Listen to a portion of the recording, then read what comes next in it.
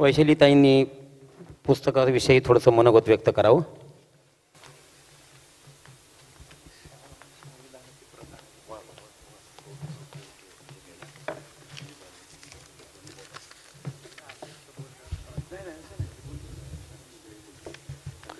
सर्व राष्ट्रीय पुरुषांना या ठिकाणी मी प्रथम त्रिवार अभिवादन करते.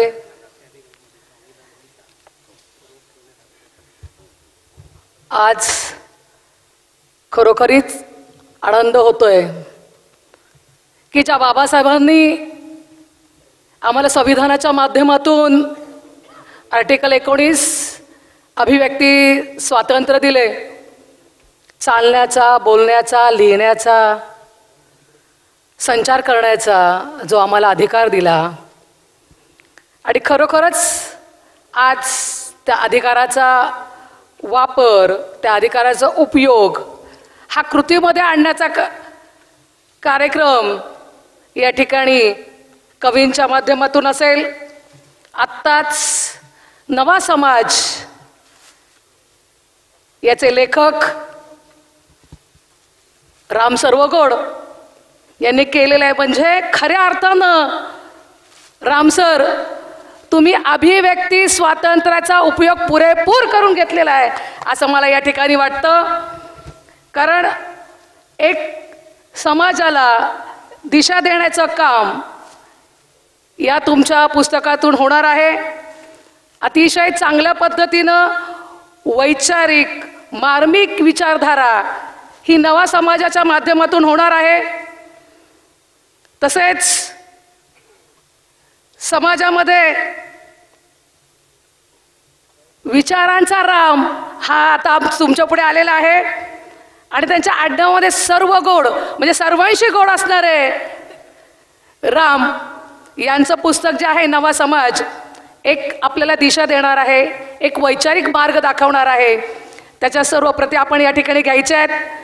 मी या नवा समाज पुस्तकाला माझ्या वतीनं आपल्या सर्वांच्या वतीनं या ठिकाणी हार्दिक हार्दिक शुभेच्छा देते.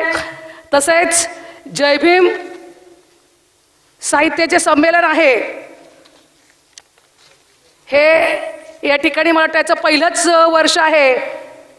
या संमेलनाचे अध्यक्ष आचार्य रतनलाल सोनग्रा, तसेच प्रमुख पाहुणे सुभाषजी सोनवणे, तसेच स्वागत अध्यक्ष डॉक्टर मिलिंदजी भोई, माजी न्यायाधीश वसंतरावजी पाटील, तसेच कवी संमेलनाचे अध्यक्ष सीताराम नरके, दुसरे लक्ष्मण शिंदे, आनंद साबळे, बाबा ठाकूर आणि शीघ्र कवी अगदी बसल्या बसल्या ज्यांना जागेवर कविता सुचतात असे आमचे रान कवी जगदीपजी वंशिव, उपस्थित बंधू आणि भगिनींनो, खरोखरच काल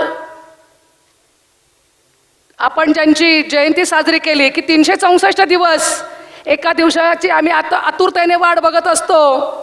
तो दिवस म्हणजे 14 एप्रिल बाबासाहेबांचा जन्मदिवस सर्वजण थाटामाटाने आपण साजरी करत असतो. नेहमी आम्ही सांगतो की बाबासाहेबांचे विचार हे डोक्यात घ्या. बाबासाहेबांचे फोटो घेऊन डोक्यावर नाचण्यापेक्षा आपण विचार हे आचरणात आणले पाहिजे.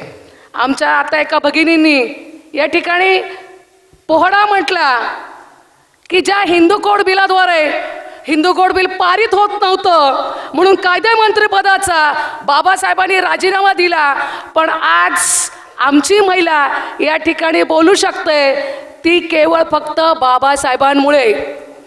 बाबासाहेब तुमच्यामुळे आम्ही आभाळ मोजू शकतो, आकाश मोजू शकतो, तुमच्यामुळे वादळ थोपवू शकतो.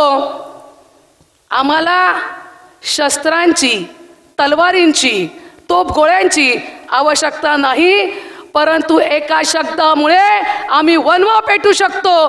तो शब्द म्हणजे जय भीम. या शब्दामध्ये एवढी ताकद आहे की आपल्याला माहिती आहे, या शब्दामध्ये एवढी ताकद आहे की आपण वनवा पेटू शकतो, आपण कोणतीही कृती करू शकतो. ते बाबासाहेबांमुळे, त्या बाबासाहेबांचे ऋण अगदी आपण आमच्या कातड्याचे जोडे जरी करून बाबासाहेबांच्या पायी घातले तरी ते ऋण फिटण्यासारखं नाही. बाबासाहेबांनी आपलं जे संविधान दिलंय त्या संविधानाच्या माध्यमातून आज आपण सुटाबुटात आहोत. आपण आज SC असेल, ST असेल, विजय असतील, NT समाज असतील, हा सर्व समाज आज सुटाबुटामध्ये आहे. आपण गाड्या घोड्यांमध्ये वावरतोय. ही बाबासाहेबांची देण आहे आणि हे आपण कधी विसरून चालू शकत नाही. आपण जास्तीत जास्त बाबासाहेबांचे विचार आपण आचरणात आणावे. या ठिकाणी मी जय भीम साहित्य संमेलनाला शुभेच्छा देते, थांबते. जय भीम, जय महाराष्ट्र. धन्यवाद ताई.